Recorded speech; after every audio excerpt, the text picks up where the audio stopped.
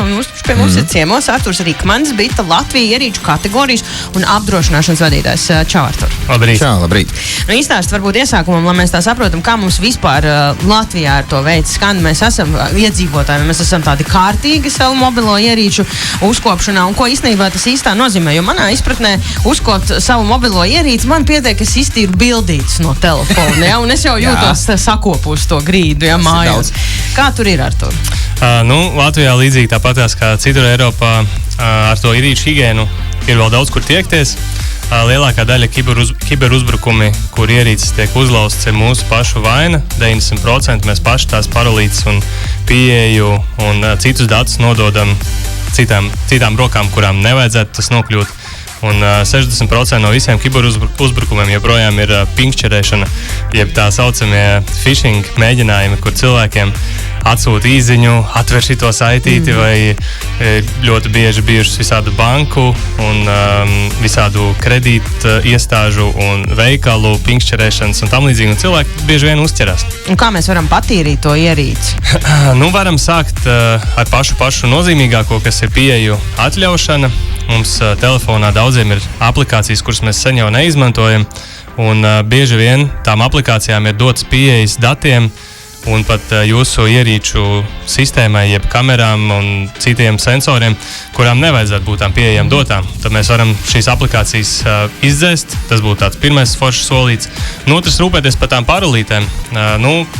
Katru gadu jau tas tiek atgādināts, un tas joprojām ir svarīgi neizmantot vienu to pašu paroli visiem jūsu bankām, sociālajiem tīkliem, veikaliem un tam līdzīgi, jo pietiek, ka tikai vienu no šiem visiem, ko es tikko nosaucu, kāds hakerīts uzlauzīs, un ja jums ir viena parola visur, tad uzlaužot vienu, hakeris piekļūst pilnībā visam klāt. Ir tagad, piemēram, arī tās paroles jau, man liekas, paliek arvien mazāk un mazāk. Tagad visi tur tie smart ID, e-parakstiet klāt un tā tālāk. Kas vēl? Pirkstu nospiedumi citreiz kaut kur jau tiek izmantoti. Kas varbūt ir tās populārākās aplikācijas, caur kurām tur notiek visādi šitādas te problēmas? Vai to vispār var tā novērot aplikācija? Varbūt tas tik tiešām ir saistīts tikai un vienīgi ar bankas datiem. Negribētu saukt tādas aplikācijas, kurās ir problēmas. Bet vispār kopumā, ja mēs piekopjam labus ieradumus, tad mums būs ļoti grūti tikt klāt. Jūs tikko minējāt 2-faktoru autentifikāciju. Jā. Ļoti labs veids, kā jūs varat visur, kur vien tas ir iespējams, izmantojot 2-faktoru autentifikāciju, tas ir labs veids, kā sev pasargāt. Papildus parolēm, ko es minēju tikko, jūs varat izmantot dažādas paroļu pārvaldniekus. Ir telefonos jau iekšā, mūsu Samsung Pass un arī Apple telefonos ir iekšā, bet ja jūs gribat, jūs varat izmantot trešās partijas pārvaldniekus, un tādā veidā jūs varēsiet pārvaldīt paroles no vienas ierīces uz nākamo.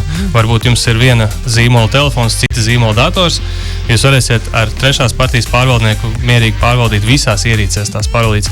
Tad jums jāatcerās būs tikai viena parole, to jūs varat pierakstīt, ielikt seifā, un viss pārējās paroles jums pat nebūs jāatcerās vairāk. Un kāds ir varbūt tas labākais, nevis ritms gluži, bet tā regularitāte, ar kādu vajadzētu iziet cauri tam mobilā telefona higiēnai un tīrībai? Ļoti līdzīgi kā mūsu ikdienu, kā mūsu dzīvokļu uzkopšana, mašīnas tīrīšana un tam līdzīgi arī par telefonu vajag parūpēties. Ļoti labs veids, kā jūs to varat darīt. Katru reizi, kā aizvedat automašīnu, ja jums ir, tad kamēr automašīna tīra, tikmēr jūs iziet cauri tam telefonam un iztiet to telefonu.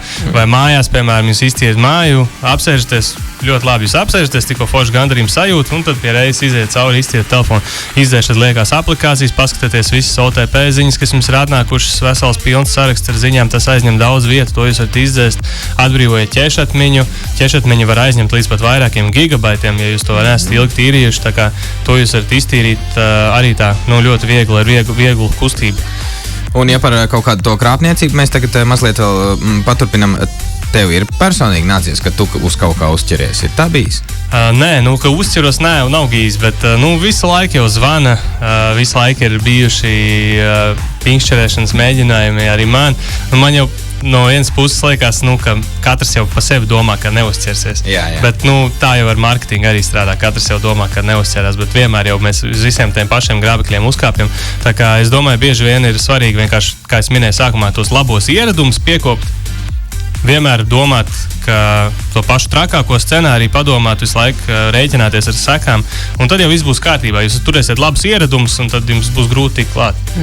Artur, forši, paldies, ka tu atnāci mums ieskicē nedaudz vairāk, kā mēs varam jau tādos, principā pēc šīs intervijas mēs varam jau dažās minūtēs kļūt tīrīgāki savā drošībā telefonu, un kāpēc lai to tagad nedarīt? Tātad sākam ar aplikāciju izdzēšanu, kuras mēs nelietojam, ja? Jā, un pārskatāt piekļuvus, kāds jūs ļaujat aplikācijām.